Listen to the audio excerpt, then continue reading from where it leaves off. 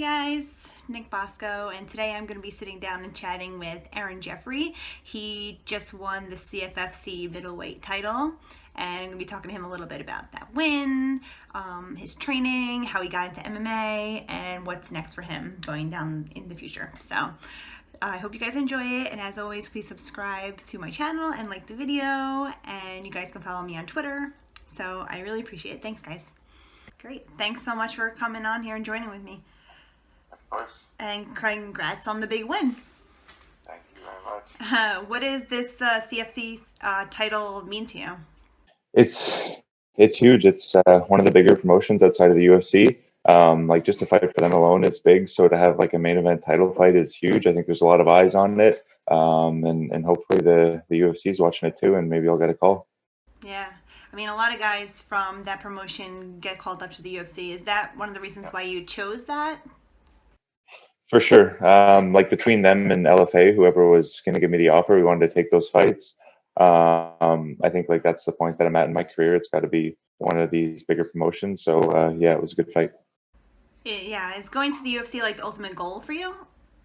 For sure. Yeah, I've been saying this in a few interviews lately. I think for like every kid growing up, if you're a hockey player, you want to get to the NHL. If you're football, it's NFL. And I think for MMA fighters, it's UFC. So it's definitely the end goal. How did you get started in MMA? Honestly, there's not really like a cool story behind it. My brother would just watch fights growing up, and I kind of like tagged around him and his friends and was watching with him. He found like a small gym in the town we're from, and I started training with him. And then when I moved away for university, I found a better gym, and I just kind of stuck with it ever since. Yeah. Did you play any other sports growing up? I played soccer from probably like age 5 until 13, and then nothing aside from 1 year of football in high school. Wasn't a big sports guy. Did you like think that you wanted to be a professional athlete when you grew up?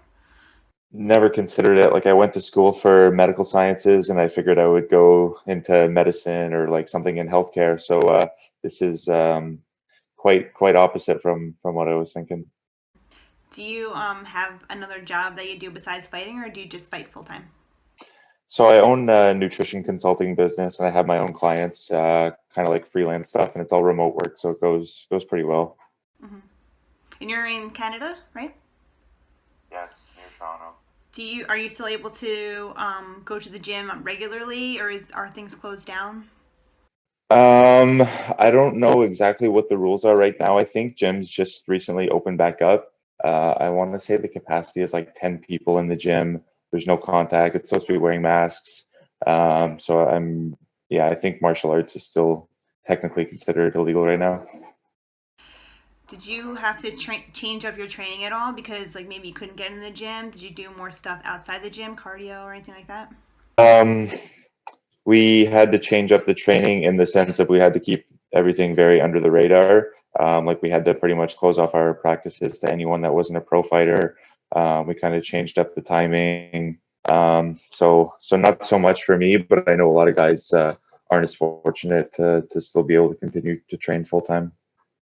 Were you worried when they started shutting everything down, being in like the regional scene? Like I know the UFC like really tried hard to like continue to have fights regularly, but were you worried that maybe you wouldn't be able to get a fight for a long time, or how did you go about like navigating all that? Yeah, so when this all first happened too, I had two recent canceled fights leading up to like the whole COVID thing. So I had a fight canceled in November, and then I had a fight canceled the end of January, and then all the lockdowns happened in March. So I was like, I'm too old. I've had too many fights canceled. I haven't really been active in my career. I was kind of considering like this is the end. Maybe the universe is trying to tell me something. But then a few months later, I was lucky enough to get a fight offer down in Miami. So it all worked out. Was it difficult to like get into the United States and back? It wasn't then so much. That was like at the beginning of everything. I don't think there was like too many rules set in stone. This last one was a bit more difficult, but that's more on the Canadian side than the US side. So before getting on our flights, we needed to get a COVID test within 72 hours. So I needed to show that at the airport. And then coming back to Canada, same thing. We needed COVID tests to come back across the border. Yeah, I can imagine. I mean, did you think at all about driving? Would driving be more difficult? I think so. We drove back across the border. We flew there and then rented a car and drove back. Apparently, the border is closed to drive across, or so we've been told. So we flew there, which is it's not too difficult aside from getting that COVID test. And then yeah, we drove back because at the Canadian airport they stick you in a hotel for a minimum of 3 days until your COVID test comes back. And if it comes back positive, you're in a hotel for 14 days. But you can avoid that if you drive back. So that's what we did. And where do you go from here? Do you have a contract with CFFC? Do you get to defend your title? So I have one more fight on the contract. That would be the title defense. But I can get out of the contract for any of the big organizations. So I think it's like UFC, Bellator, or one. So And you are, I'm guessing, staying ready in case the UFC calls. I think that they are calling people up on short notice more often these days than they were in the past. for sure, for sure. Always staying ready. And maybe they'll call you up for Florida because now they're planning on going to Florida with like fans in attendance. What do you think about that? For sure. Yeah, it would be amazing to be on one of those events, like one of the first events back with a live audience would be crazy. Yeah. Was it difficult to not being able to have your friends or family like come watch you fight for the past couple months? Um, Not so much. I'm kind of used to it because all my fights have been kind of far away from home. So I've never really had that many people in attendance. My girlfriend was actually able to come down to this one, and that was the first one she's been at in 2 years, so that was awesome. But no, it's kind of been the same thing my whole career. Not too many people there with me. What kind of training would you do in order to stay ready for a short notice fight? Is it different than your regular training camps? Not so much. Like I'm not really a guy that's like in camp or out of camp. I'm pretty much full time in the gym, like twice a day, 6 days a week. So the only thing that's different right now is that I'm at home on a 2 week quarantine. So all my workouts are just home workouts right now, just biking and running and weights and whatever. And doing interviews. I'm doing interviews, lots of interviews. I'm trying not to eat too much and keep the weight down. Yeah, that's true. That's one thing that quarantine is hard on. Yep, there's a lot of food around. Yeah.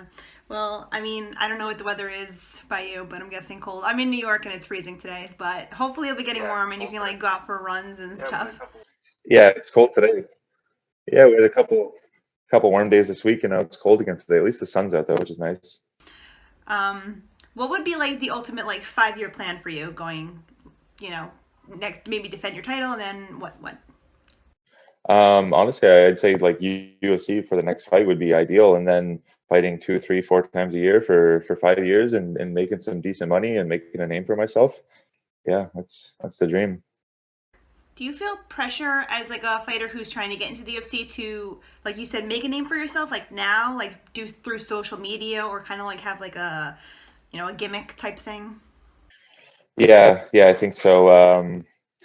Since like this whole McGregor era has started, that's a big thing now, right? It's not just like being skilled and winning fights and having a good record. A lot of it is like shit talking and social media presence and whatever.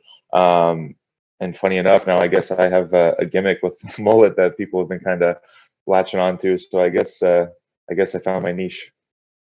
All right. Well, I think that's it. That's all the questions I have. I really appreciate you taking the time. Awesome. Yeah, of course. Thank you for having me. Anytime.